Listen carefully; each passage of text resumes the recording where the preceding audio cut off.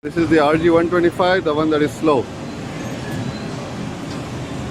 Same setup as the other one. You can also say if I'm trying to go with the speed down, it doesn't let you work. Same setup, same dies, same path and everything, but the machine is slow. This one is slow.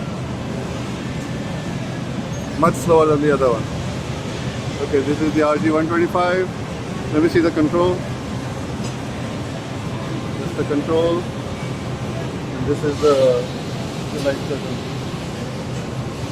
You can also rewind it.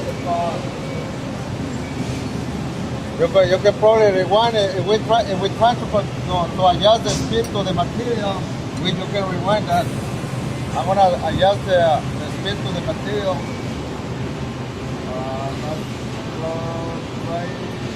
Right there. I adjust it, but they don't let me go.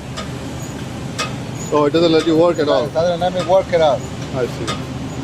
If I remove the hands and everything, it will go fast.